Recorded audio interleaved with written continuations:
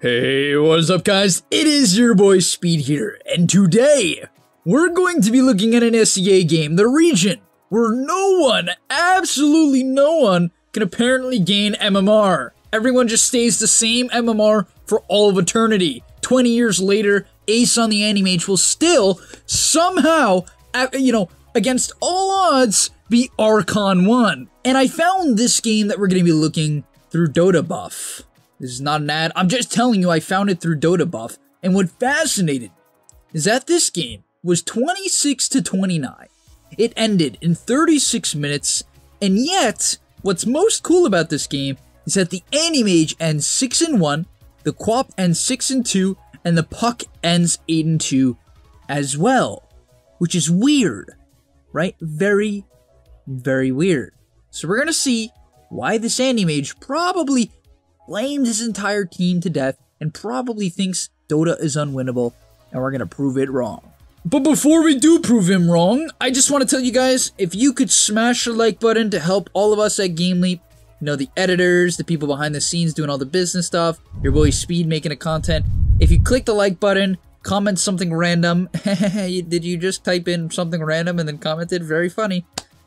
And if you could get a GameLeap sub, you know, we're posting a video every single day there. Literally every day. It's a second YouTube channel, right? And that's a promise, right?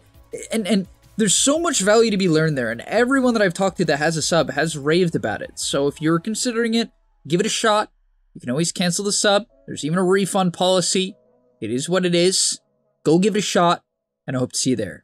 Alright, getting into it. What in the world is happening here? My man has 3 shared tangos and 2 circlets. What the? Oh, where do you even come up with these builds? Like, how does someone load into a game and say, yes, I'm gonna buy 2 circlets. It's, very cool. Like, it's so inefficient. Branches, like, circles are what, 155 gold? It's literally 100, right? 105 gold more than a branch for 1 more stat. Why would you buy that? Now you might be saying, Speed sluts. Absolutely sluts. But as a safe laner, you tend to need other items, like Quelling Blade, and you can buy, tangos, and I mean, I don't know. It just seems weird to me that you have all these shared tangos and not a single branch. You know, I'd rather this be 2 branches. You get to save 50 gold. It's not like you're gonna upgrade these circlets. At least I don't think you will. I don't think 2 Wraithband anti-mage has been any good for a bit now. But nonetheless, let's stop talking about starting items and get into the game. Obviously, I'm gonna hope you buy a stick right away. If you don't, I will be absolutely appalled. Let's see your laning stage. Okay, good harass. This is actually, hey, all right. You know, I was here to put on the roast, but frankly, that was really nice chipping. Now, he was doing a great job of going in and out there. Okay, you gotta swap in your stick. He'll do it eventually, right? One day he'll get that stick. Alright, he lost 1 stick charge, he lost 2 stick charges. Alright, he lost 2 stick charges, and his courier got sniped. Not a great start. And he managed to go AFK for a full 30 seconds there. Alright. So what's really fascinating about this anti-mage's gameplay is that he's actually pretty decent at harassing Bristle and finding those opportunities, but then he'll just like completely mess it up. And honestly, this is what I see a lot of the time with ARCHON players. They have the right ideas, but their execution is just flawed. It's not consistent enough. I mean that, it's just not consistent enough, right? Look at this, for example. He's doing a good job of zoning the Bristle back. He chipped him down, burned all of his mana. Great, great. He can't quill for CS. That means you should be able to deny some CS, right? Deny some creeps. And yet, like, what? He just completely ignores this to try to hit this guy. He's out of mana! What? You're not gonna kill him, right? He's completely out of mana. You don't need to zone him. He's not even contesting the creep. That's where it's horrible. The whole point of zoning people out of lane is so that you can dominate the creep advantage. So once you've zoned them out of lane and you've burned their resources or you know, whatever, just chip them down, whatever it is, that's when you start denying.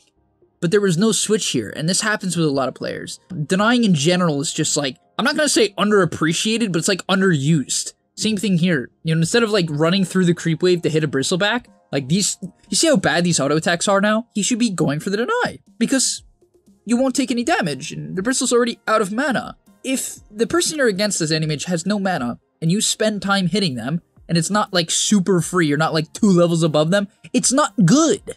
It doesn't do anything. Look how much damage he's taking from creeps. My man is eating the wave. And now he misses 2 CS because of it. Think about how much that frickin' matters. It's ridiculous. That's why Dota is such a great game. That is why I love Dota. Just because he doesn't adjust, right? He didn't go from hitting the bristle when he had mana to stopping when he didn't, right? Maybe chipping him, like hitting him here and there to scare him. But like, there wasn't that clear switch that you need to have as anti-mage. He misses 2 CS and now he's gonna have to pop his salve early. And, you know, like, there's a whole bunch of implications. Oh, he actually missed 3 CS. One of them got denied as well. Why are you popping your salve? What are you doing? What's the whole point of buying and taking out the salve if you're not going to use it? Are you going to die? Yeah, no. Oh, no. Oh, no. Your courier got sniped again. On top of that, I saw you shipping out like a salve and 3 sets of tangos. Frankly, you didn't really need it. The reason why I'm saying that is like, if you sell, like right now, okay, let's look back at this, how much more efficient this guy could be, right? Because that's what Dota's all about. What separates you from the next guy? Why are you better than the other anti-mage playing in another Archon game? What he could have done, if he stopped harassing the bristle and didn't take all this damage, he wouldn't have needed any regen, really any regen. And frankly, it's not his job to kill bristle. That's what a lot of people don't understand. They feel like, in order to be the best Dota player, I have to solo kill my enemy. No, it depends on your matchup, guys. Look at your matchup. Watch pro games. That's why I watch so many pro games, because it teaches you. It teaches you what matchups they go for kills and what matchups they play the CS battle. And this is a CS battle matchup. The point of burning this guy's mana is literally for the CS battle, so he can't zone you off the creeps, and so he can't use them to CS, right? And that never happened. Because of that, he has to spend more regen. On top of that, now he can't get his ring of health, and so he ships out more, more items. And obviously the courier management, I don't have to say anything about that. It's just been quite awful now. Oh, look at this. Ugh! Look at this. Look at this. Oh, yeah. Oh, your lane is so hard. It's so hard. It's so hard because you're Quap TP bottom. Okay, yes. By the way, should the Quap TP bottom? No, I have no clue why this guy is here. By the way, what is that name? Julijo? I don't know why Quap is bottom. I don't know what her plan is. But the point is, this lane is easy as F. It's easy as so easy if you do the right things. But instead of pulling aggro and, protecting your courier and buying a ring of health early, you keep hitting this bristle and taking a boatload of damage, which is slowing down your CS. This is not a lane, and I repeat, this is not a lane. He should have 20 CS and 0 denies in at 5 minutes with how easy it's been. You guys see what I'm saying? If a pro player had this lane, they would have like 8 denies and 33 CS. And that's the difference, 13 CS. Instead, my man, I guess the bristleback, a hero he can't kill, is buying 2 Wraith Bands. Just buy some sustain and CS. Woo. Oh my god, now you're getting kicked out of lane.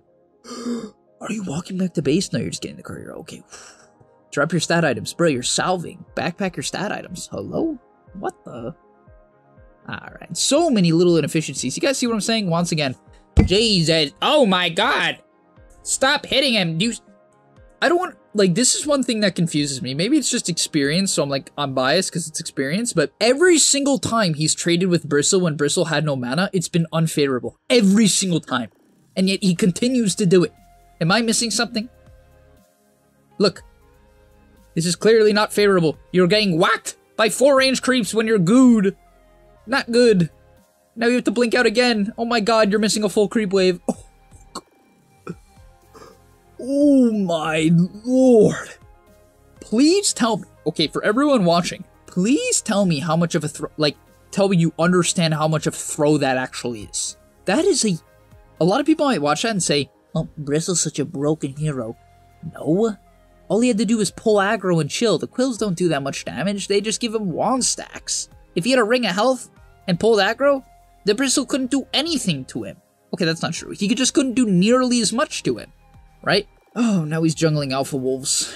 Popping another salve without backpacking stat items. I mean, I guess you're cutting a wave now, which is... What? How did Bristle die? What the... What do you do? Tank the tower or something? Oh, you just eat a creep wave? Oh, he ate a creep wave and tower shots. That's funny. Wow. Alright, the counter throw. Look at this guy's team name. One team Pinoy, same 100% lose. I don't even know what that means. Alright, he's got the Ring of Health gold now. We'll see if he picks it up. Oh, Chip Vest. That's actually such a goated item on AM. Helps you jungle a little bit, and really it's just about the HP regen. It's a lot, it's quite a bit of HP regen. It's 3.5, right? So that's a nice AM item for the early game. It's really good for jungling, so that's hype. But yeah, I mean, this is one of those games where like every single Immortal or Divine player, I genuinely believe this, would have like 60, 70 CS right now, and then they would carry this game no problem, you know? But that's the thing about ARCHON players. They don't, it can be very hard for them to see, and for you guys, and I was at that stage once too, so like this is not me like trying to put you down, right? I think a lot of people would hear what I just said, like, oh, they don't see it, like as, you don't see it, you loser. And like, no, it's not that. I didn't see it for a while. It just takes a while to learn that, right? Another thing is the skill build is very weird. You maxed out your Q, which is like, it's like okay, but very weird, and you didn't take a single point in E, which is generally just a bad idea, you know? Like, you never know what's gonna happen. Oh, Ocean Heart over Chip Vest? Really? I think I would take Chip Vest. The attack speed and, you know, agility from Ocean Heart's not bad, but like, oh my god, you didn't buy a single... So you dropped Chip Vest and didn't buy Ring of Health. How do you plan on jungling? You better walk back. Oh my god, you're pushing him mid-wave with 100 HP. This is so dangerous. Thank god the enemy team is, you know, the rank they are, otherwise you'd get smoke ganked. You're actually running around at 100 HP! What? This is insane! My man's actually running around with 100 HP. I can't believe this. Alright. 15-minute Battle Fury. Frankly, you might be saying, Sweet, that's not a bad timing. It's not a bad timing, but this game is so easy. I mean, like, his team is creating essentially infinite space. He hasn't gotten ran at a single time. Bristleback fed him a free kill, and his lane was easy as well. Like, you guys see what I'm saying, though? This is one of those games where it's like free, you know? On top of that, I really think you should buy treads. It's very important to have treads for mana. You know, typically you can run out of mana. I guess you have 2 Wraith Bands, which helps a bit, but like, I don't know. Alright, you got the Aquila. You need to shove and top a lot more there. I don't know why you'd go back mid here. So the reason why I'm saying that, okay, so this is a great... I love this game so much. I love this game so much. I really, really do. Can the enemy team kill anti-mage? Yes or no? Can they kill anti-mage? The answer is not really, right? Sure, he could blink into the jug and get Omni Slash and die, or get hit by a lucky arrow and die, right? Of course that could happen. But statistically, will it happen? Or is it likely to happen? No. No, you need like Puck to kill an AM consistently, right? Because Coil him, he can't blink, yeah, boom, he's dead, right? But they don't have those heroes, and so look where you're jungling. This is such a grief. This is such a grief. Now you might be saying, oh, Speed, he's the carry. He can't grief his team. They should be making space for him. Oh my god, this guy's maxed out Flesh Heap. What the hell? You have 2 Flesh Heap. You have 2 stacks of Flesh Heap. What are you even maxed out? Oh my lord. Abed. If that's the real Abed, I don't know what happened. You fell off hard, my man. I mean, I don't know what's going on here. I don't know. I have no clue what's happening, but my man, you gotta, I don't know, fix it up. You hit 10K and now you're doing stuff like this? Alright. Nonetheless. Oh my. Okay, so this is like the classic 3K, right? I mean this, guys. I was coaching someone recently too on Puck. Shout out if you know, if you are the person. But why in the world do every single time you guys push in a wave, you back up? Every time, no matter what, you back up and you go to the... No! If the enemy team isn't there, don't leave. Push in the next wave. Create that map pressure. Get that gold. Don't jungle towards the enemy team. Don't farm towards them if you're anti-mage. The whole point is to avoid them. So like here, you need to be top. You might be saying Arc Warden is here. Who cares? He can't do anything to you. If you see him fluxing, press your E, you clear the wave in 2 seconds, he's not going to kill you, right? You need to be cutting his waves. That hero's slow AF. You're not going to die. Instead, you're showing up to a team fight. And this is why when I watch Twitch chat, flaming Arteezy for jungling and split pushing and not showing up to fights, I want to blow my brains out. Because this is what people do instead. This is what happens when people groupthink and convince each other that you have to fight as anti-mage. Can you show up to pickoffs as anti-mage? Yes. Should you show up to every fight as anti-mage? No. If your team is losing, should you fight as anti-mage? Probably not. And yet everyone does it, because they're so afraid of their teammates flaming them. I also just played in a pub not too long ago where that exact same thing happened, and I just don't understand. What do people want this hero to do? Fight when he's the weakest hero in the entire game? By the way, this is a great play. That was awesome. Good E, good ulti, good kill. Now he should cut the next wave. This is a misunderstanding of Arc Warden. Arc Warden cannot kill you. Sure, maybe it can flux you, but like that's the worst thing that can happen. The enemy team is all bottom. You should know that if you've been looking at the map. The creepo is right here. You should cut it, then jungle. That will create map pressure, give you a lot more gold, and be 10 times more efficient. And yet, now what is he going to do? Back up in jungle. The classic every single time. Stop going backwards if you cannot die. If you are playing a split push hero that pushes in waves and is mobile, and you are backing up, you are griefing your team because you are taking the easy farm when you can take the hard farm. And by the way, the hard farm is not necessarily worse. It's not less. In fact, the hard farm can be more, right? This camp is not necessarily good. This ancient camp is great because he could farm this wave, kill this ancient camp, then kill this, then go back to the wave. And that'll be incredibly efficient. Then he could go to the mid wave. But instead, now he's hitting the small camp. You know what wave the small camp is near? None. Know what wave this camp is near? None. Even less. It's even worse. Oh my god, and the way you're jungling this is so inefficient.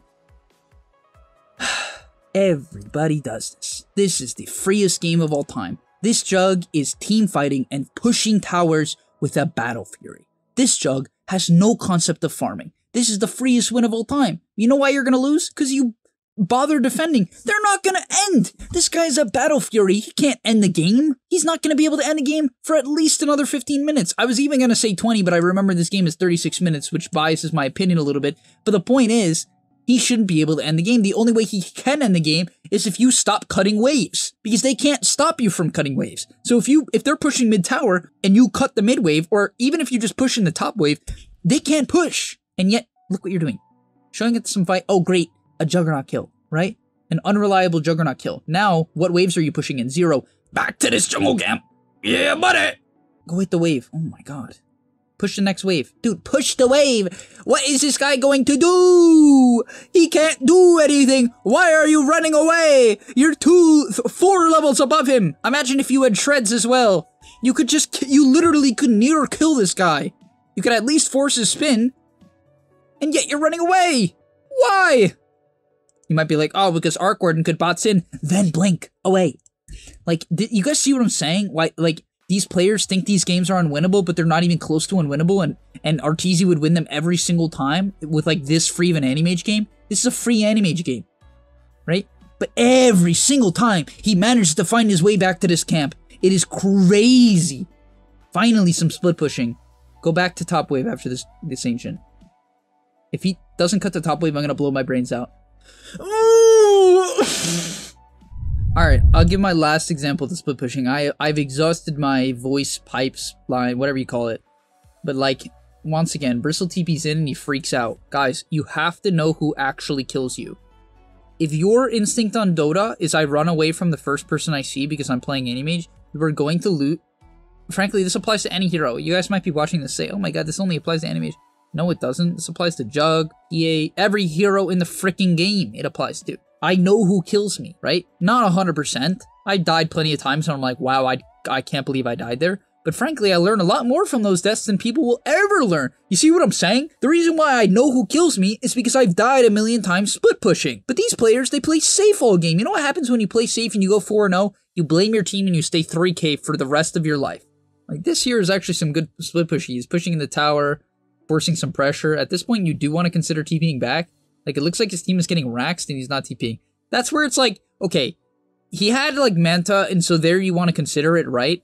Honestly. But the reality is, he should already have had his Abyssal, like, 4 minutes ago, you know? And then the whole game is different, obviously, because that's just how Dota works. Not only would they not be able to push high ground if this guy was, you know, competent at pushing waves, he would also have a full another item, and then he could actually kill them, but obviously, as you're seeing, that is not happening, and instead his team is getting team wiped, and he is going to walk around with his hands in his pants.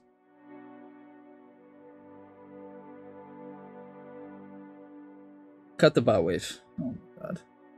Oh my god. Can't kill this guy. Go cut the wave. Go bottom. Go cut the wave. Go bottom. Stop. Go bottom. Go bottom. Go bottom. Go bottom. Continue going bottom. Oh my god.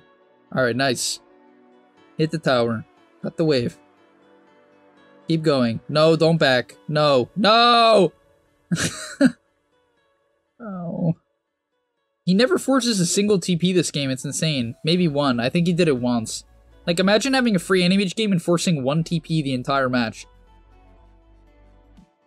And now he's gonna be like, this game's unwinnable. I'm 6-0. Blah, blah, blah.